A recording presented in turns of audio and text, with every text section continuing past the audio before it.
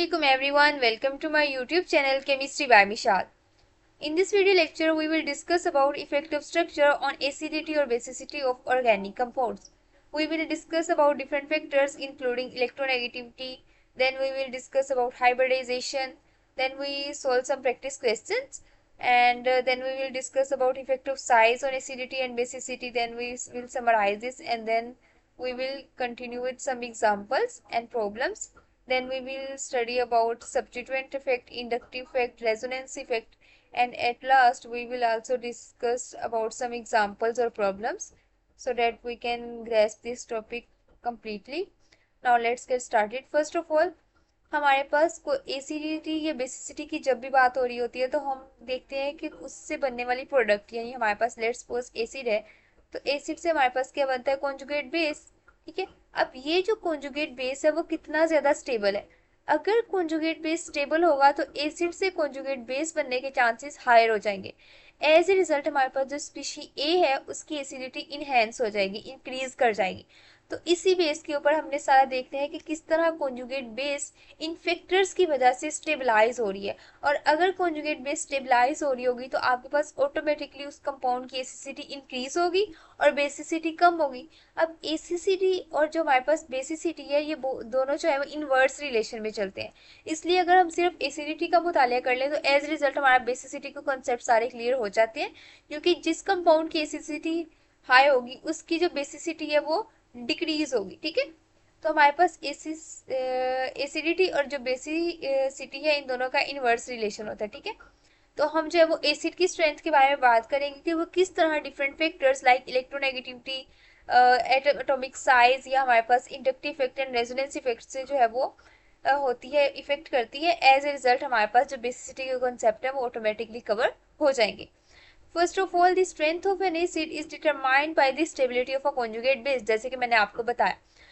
That forms when an acid loses it's proton. What does it mean? जैसे हमारे पास अगर मैं बात करूं वाटर की, तो वाटर किस तरह एज एसिड एक्ट कर सकता है जब हमारे पास वो एक हाइड्रोजन आयन जो है वो प्रोटॉन जो है वो डोनेट करे या जो है वो लूज करे। ठीक है, एज ए रिजल्ट हमारे पास वाटर किसके तौर पे एक्ट कर रहा है, एसिड के तौर पे। और ये हमारे पास जो इसकी स्पीशी बनेगी ये होगी इसकी कॉन्जुगेट बेस। अब हमने देखना होता है कि कॉन्जुगेट बेस कितनी स्टेबल है। ठीक है, ये चीज आपने याद रखनी है। अगर कॉन्जुगेट बेस जो है स्टेबल होगी, इट मीन्स कि हमारे पास जो है वो एसिड जो है उतना ज्यादा स्ट्रॉन्ग है। ठीक है, इसका मतलब हुआ कि हमारे पास, और स्टेबल चीज कौन सी होती है, जो रिएक्ट कम कर रही हो। ठीक है, स्टेबल हमारे पास क्या चीज होती है, जो रिएक्ट कम कर रही हो। और जो चीज रिएक्ट कम कर रही हो, व्हाट डज इट मीन कि उसकी एनर्जी क्या होगी, कम होगी। और जब उसकी एनर्जी कम होगी इट मीन्स कि वो वीकर बेस होगी। ठीक है, तो हमारे पास ये जो बेस है, ठीक है, हमारे पास लेट्स सपोज मैं यहाँ पे बता देती हूँ कि एक एसिड है ए और इससे आपकी कॉन्जुगेट बननी है सी बी, और साथ आपके पास एक प्रोटॉन जो है उसने लूज किया। ठीक है, अब ये जो कॉन्जुगेट बेस है हमारे पास इसकी एनर्जी होनी चाहिए लो। ठीक है, लो एनर्जी मीन स्टेबिलिटी इसकी क्या होगी, हायर होगी। और स्टेबिलिटी हायर होगी, एनर्जी लो होगी, इट मीन्स कि ये वीक बेस है। तो वीक बेस जो है उनके एसिड जो है वो स्ट्रॉन्ग होते हैं। ठीक है, और इसी तरह हमारे पास अगर कोई बेस जो है वो स्टेबल है, ठीक है, तो इसका एसिड क्या, कॉन्जुगेट एसिड क्या होगा, स्ट्रॉन्गर होगा। अब हम बात करते हैं फैक्टर्स की, जिसके अंदर सबसे पहले इलेक्ट्रोनेगेटिविटी का फैक्टर देखेंगे और हम देखेंगे कि किस तरह एसिड और उसकी जो कॉन्जुगेट बेस है वो इफेक्ट हो रही है इलेक्ट्रोनेगेटिविटी से। एज ए रिजल्ट हमारे पास एसिडिटी जो है वो इनहेंस हो रही है या डिक्रीज हो रही है। ठीक है, first of all, in electronegativity, the atoms in the second row of the periodic table are all similar in size। मतलब आप अगर बात करें सेकेंड रो की पीरियडिक टेबल में जिसपे कार्बन, नाइट्रोजन, ऑक्सीजन, फ्लोरीन आता है। अब आपको पता है कि हमारे पास जो पीरियड्स होते हैं ना पीरियडिक टेबल्स के अंदर, उनके अंदर जो है वो एटॉमिक साइज ऑलमोस्ट सेम रहते हैं। ठीक है, लेकिन ग्रुप्स के अंदर टॉप टू बॉटम जो है वो साइज जो है वो इंक्रीज हो रहा होता है। ठीक है, लेकिन ग्रुप टू के अंदर क्या है, हमारे पास रो टू के अंदर क्या होते हैं, जो पीरियड टू होता है उसके अंदर हमारे पास जो साइज ऑलमोस्ट सेम रहता है, लेकिन उनकी इलेक्ट्रोनेगेटिविटीज डिफरेंट होती हैं। जैसे हमारे पास फ्लोरीन सबसे ज्यादा इलेक्ट्रोनेगेटिव होता है, उससे कम oxygen, then nitrogen and then carbon. ठीक है, अब हमारे पास जो है वो लेफ्ट टू राइट जो है वो इलेक्ट्रोनेगेटिविटी इंक्रीज कर रही होती है। अब जब इस तरह का केस होना जैसे इन रोज और पीरियड्स, तो एज ए रिजल्ट क्या होता है, क्योंकि साइज इनका सेम होता है, तो हमारे पास एसिडिटी डिपेंड कर रही होती है कि हमारे पास जो सबसे इलेक्ट्रोनेगेटिविटी एटम कौन सा है। जो सबसे ज्यादा इलेक्ट्रोनेगेटिव एटम होगा वो सबसे ज्यादा हायर एसिडिक होगा। जैसे हमने कार्बन के साथ उसकी इलेक्ट्रोनेगेटिविटी जो थी वो सबसे कम थी, और उसके हमारे पास जो वैलेंस स्टेट है उसको मेंटेन करने के लिए उसके साथ 4 हाइड्रोजन लगा दिए। नाइट्रोजन के साथ हमारे पास 3 हाइड्रोजन, ऑक्सीजन के साथ 2 हाइड्रोजन, और फ्लोरीन के साथ 1 हाइड्रोजन। यानी हमारे पास क्या हुआ कि ये जैसे जैसे इलेक्ट्रोनेगेटिविटी इनहेंस हुई, एक तो वो उन्होंने जो बॉन्डिंग है उसकी वो तो डिक्रीज होनी थी, क्योंकि हमारे पास उसने अपने सेटिस्फाई करनी थी वैलेंसीज, ठीक है। अब क्या हुआ कि जैसे जैसे इलेक्ट्रोनेगेटिविटी इनहेंस हुई और उसके साथ हाइड्रोजन अटैच हुआ, जो कि अपनी कॉन्जुगेट बेस बनाते हुए एक प्रोटॉन लूज कर देगा, जैसे HF से हमारे पास F नेगेटिव बन जाएगा। अब जो हमारे पास इलेक्ट्रोनेगेटिव हाई इलेक्ट्रोनेगेटिव एटम के साथ अटैच है वो सबसे ज्यादा क्या होगा, एसिडिक होगा। जैसे हमारे पास यहाँ पे HF जो है वो सबसे ज्यादा एसिडिक होगा। अब मैं ना आपको एक एग्जांपल बताती हूँ। जैसे CH4 जो है वो हमारे पास क्या बनाएगा, प्रोटॉन लूज करने के बाद CH3 नेगेटिव, NH3 देगा NH2 नेगेटिव, H2O देगा OH नेगेटिव, HF देगा फ्लोराइड, ठीक है। अब हमारे पास ये जो डिफरेंट कॉन्जुगेट बेसिस बन रही है, इसके अंदर सबसे ज्यादा जो स्टेबल बेस है वो हमारे पास फ्लोराइड की। व्हाट्स द रीजन, क्योंकि ये सबसे ज्यादा है इलेक्ट्रोनेगेटिव। तो सबसे ज्यादा इलेक्ट्रोनेगेटिव होने की वजह से इन सेम पीरियड हमारे पास जो है इलेक्ट्रोनेगेटिव एटम के पास क्या ताकत होती है कि वो अपने साथ जो है इलेक्ट्रॉन्स को जो है वो इजीली रख सकता है, इलेक्ट्रॉन्स को बेयर कर सकता है, इलेक्ट्रॉन्स अपनी तरफ खींचे रखता है। एज ए रिजल्ट क्या होता है, ये स्टेबल रहता है। लेकिन NH2 और अगर CH3 नेगेटिव की बात करें तो इसका जो कार्बन है, जो सेंट्रल एटम है, नेगेटिव चार्ज को अपनी तरफ इतना अट्रैक्ट नहीं कर सकता। एज ए रिजल्ट ये लेस स्टेबल होता है। लेकिन जो फ्लोराइड है हमारे पास ये स्टेबल होता है इन अ सेम रो। तो एज ए रिजल्ट हमारे पास ये अनस्टेबल होती है और ये स्टेबल होती है।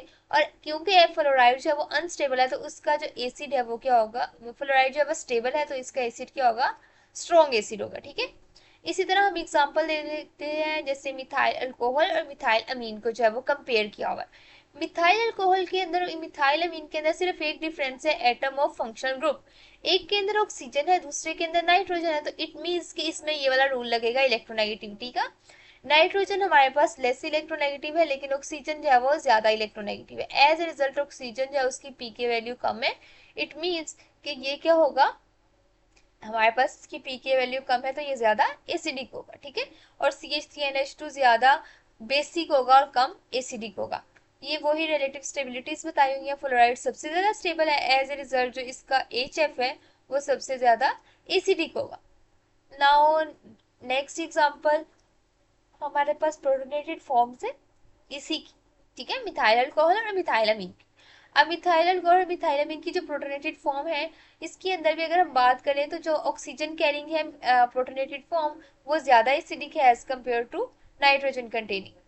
Now let's move towards second point which is hybridisation.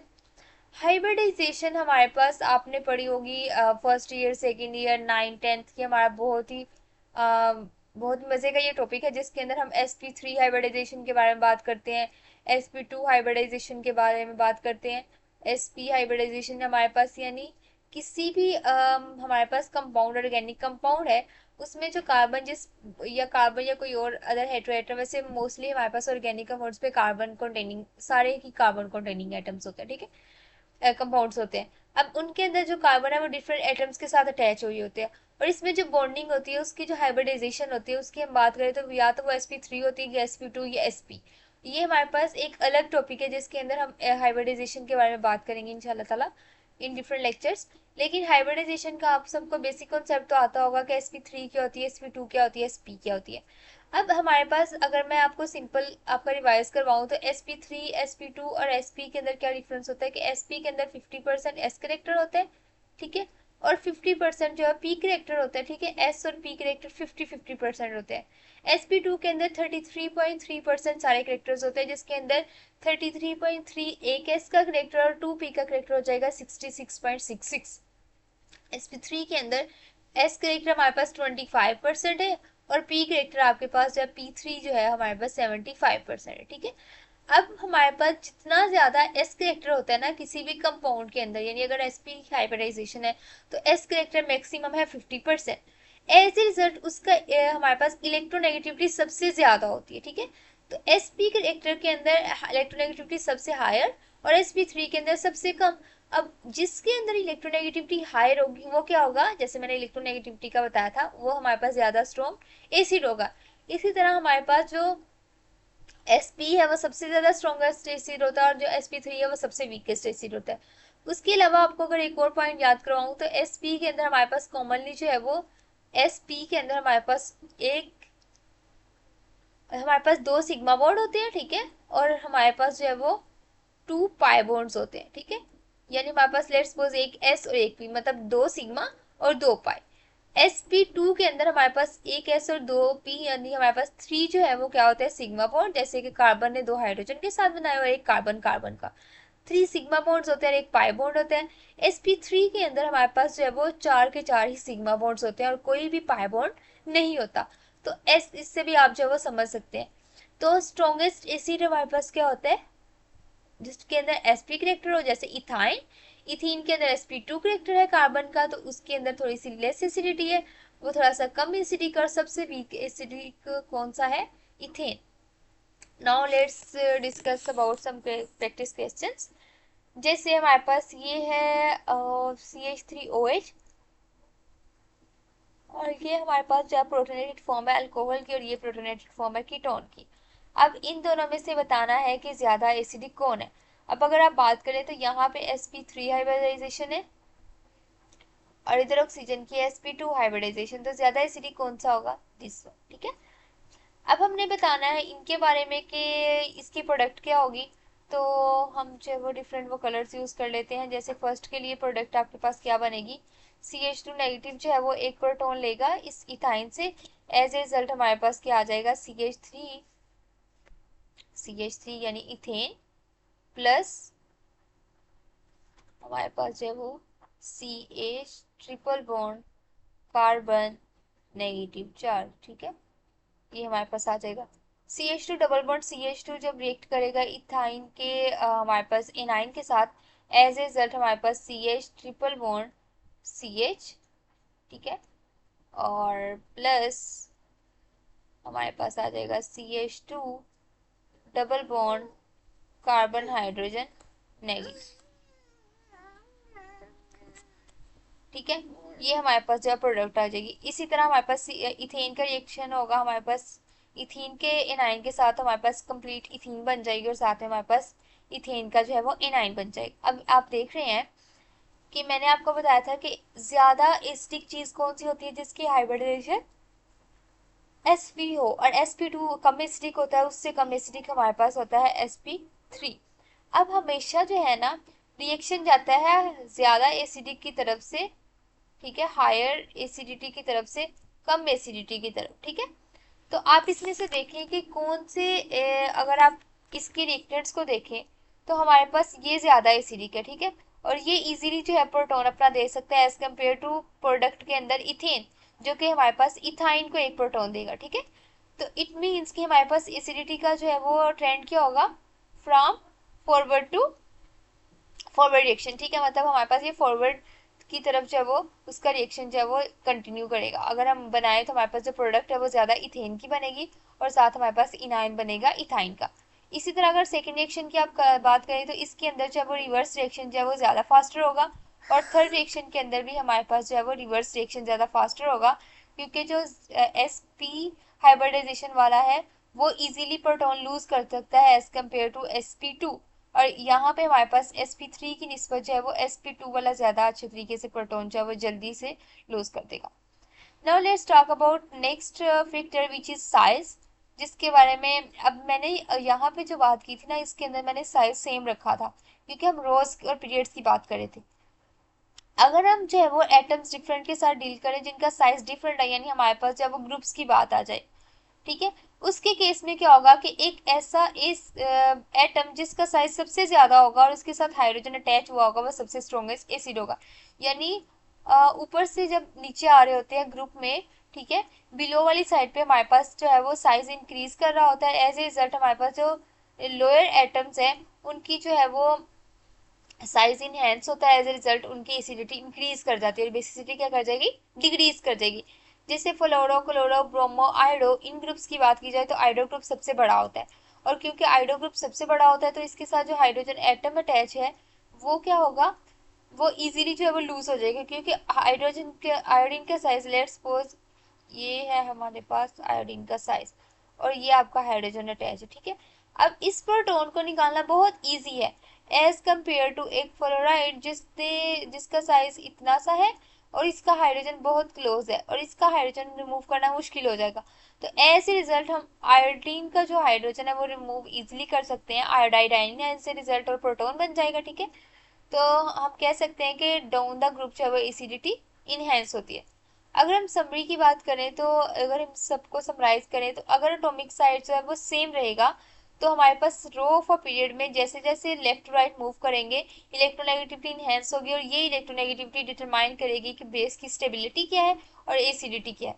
अगर एटॉमिक साइज जो है वो मतलब अगर हमारे पास एटॉमिक साइज चेंज हो रहा है जैसे इन द ग्रुप, तो हमारे पास जो नीचे वाले ग्रुप्स हैं, नीचे वाले एटम्स हैं, उनसे बनने वाले एसिड जो है वो सबसे स्ट्रॉन्ग होंगे और वो जो है वो डिटरमाइन करेंगे कि स्टेबिलिटी ऑफ कॉन्जुगेट बेस क्या होगी, ठीक है।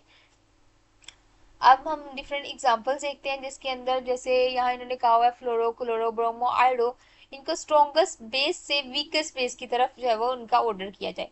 अब सबसे ज्यादा एसिडिक क्या है, आयोडो, और सबसे कम एसिडिक क्या है, फ्लोरो। यानी सबसे ज्यादा बेसिक हमारे पास फ्लोरो ग्रुप है, देन हमारे पास जो है वो क्लोरो, देन हमारे पास ब्रोमो और लास्ट में हमारे पास आयोडो। ये हमारे पास उसकी बेसिसिटी का ऑर्डर है। ये चीज आपने नहीं भूलनी कि एसिडिटी का इससे रिवर्स होगा। इसी तरह इलेक्ट्रोनेगेटिव कौन सा है ज्यादा, ऑक्सीजन या सल्फर। ऑक्सीजन और सल्फर। एसिडिटी हमारे पास क्या हो रही होती है, बिलो द ग्रुप इंक्रीज कर रही होती है या डिक्रीज कर रही होती है, हमारे पास बिलो द ग्रुप इलेक्ट्रोनेगेटिविटी जो है वो इनहेंस कर रही होती है, ठीक है। और हमारे पास स्ट्रॉन्गर एसिड क्या होगा, वाटर होगा या H2S, तो हमारे पास स्ट्रॉन्गर एसिड होगा हमारे पास H2S। इसी तरह अगर हम बात करें मेथनॉल और हमारे पास CH3SH की, तो CH3SH जो है वो स्ट्रॉन्गर एसिड होगा क्योंकि S इसमें सल्फर और ऑक्सीजन का डिफरेंस है और सल्फर जो है वो बिलो द ग्रुप आता है और ऑक्सीजन पहले आता है, तो स्ट्रॉन्गर एसिड कौन सा होगा, CH3SH। नेक्स्ट हम बात करते हैं कि HCl ज्यादा स्ट्रॉन्गर है या HBr। तो HBr ज्यादा स्ट्रॉन्गर होगा क्योंकि HBr ग्रुप के अंदर नीचे आता है और क्लोरो पहले आता है, ठीक है। तो HCl वीकर एसिड होगा एज कम्पेयर टू HBr। इसी तरह हमारे पास नेक्स्ट एग्जांपल है इसमें नाइट्रोजन और ऑक्सीजन है। अब नाइट्रोजन और ऑक्सीजन का साइज ऑलमोस्ट सेम होता है, तो इसके अंदर इलेक्ट्रोनेगेटिविटी की बेस पे ऑक्सीजन की इलेक्ट्रोनेगेटिविटी हायर है तो ये ज्यादा एसिडिक होगा, ठीक है। इसी तरह हमारे पास जो है वो सेकेंड है, ये आप खुद देख लीजिएगा, पहले आपने इसको एटम बनाना है। ये CH3 ग्रुप है, ये CH2 है, ये CH2 है, ये OH ग्रुप है और हमारे पास ये NH ग्रुप है। अब यहाँ पे आप देख रहे हैं नाइट्रोजन है और यहाँ पे ऑक्सीजन है, तो ऑब्वियसली ऑक्सीजन वाला ज्यादा एसिडिक होगा। इसी तरह ऑक्सीजन और सल्फर की बात की जाए तो यहाँ पे हमारे पास जो है वो ग्रुप की बात आ जाती है और ग्रुप के अंदर सल्फर जो है उसको हम ज्यादा प्रायोरिटी देते हैं, तो सल्फर जो है वो ज्यादा हमारे पास जो है वो क्या होगा, ज्यादा सल्फर कंटेनिंग कंपाउंड जो है वो एसिडिक होगा। इसके अलावा अगर हम बात करें कि बेसिसिटी का ऑर्डर क्या होगा, तो ये मैं ऑलरेडी आपको बता चुकी हूँ, ठीक है। यहाँ पे रिलेटिव, मैं यहाँ पे आपको बताया था ये, ठीक है। ये रिलेटिव इलेक्ट्रोनेगेटिविटी सी है। इसके अलावा अगर हम बात करें तो ये साइज था और साइज के हिसाब से हमने बताया कि सबसे लार्जेस्ट ये है और ये सबसे स्मॉलेस्ट है और यहाँ मैंने रिलेटिव एसिडिटीज बताई। और जो सबसे स्ट्रॉन्गर एसिड होगा ना उसकी जो कॉन्जुगेट बेस है वो सबसे वीक होगी, तो उसके लिहाज से आपने ये नेक्स्ट क्वेश्चन जो है वो सॉल्व कर लेना, ठीक है। उसके अलावा इनमें से स्ट्रॉन्गर बेस कौन सी है, ये यहाँ पे ऑक्सीजन होगी क्योंकि ये पहले आती है। OH नेगेटिव स्ट्रॉन्गर बेस होगी। इसके अलावा NH3 स्ट्रॉन्गर बेस होगी और यहाँ पे हमारे पास जो CH3O नेगेटिव है ये स्ट्रॉन्गर बेस होगी। नेक्स्ट हम जो है वो अपने नेक्स्ट लेक्चर के अंदर कंटिन्यू करेंगे, तो आप नेक्स्ट लेक्चर भी लाजमी देखिएगा जिसके अंदर मैं इंडक्टिव इफेक्ट के बारे में बताऊंगी, रेजोनेंस इफेक्ट के बारे में बताऊंगी, देन हम डिफरेंट प्रॉब्लम्स जो है वो सोल्व करेंगे। ये था हमारा आज का लेक्चर और इस जो लेक्चर के PDF नोट्स हैं वो मैं आपको डिस्क्रिप्शन के अंदर लिंक दे दूंगी उनका, आप इजीली वहां से डाउनलोड कर सकते हैं free of course. Thanks for watching my video. अल्लाह हाफिज़।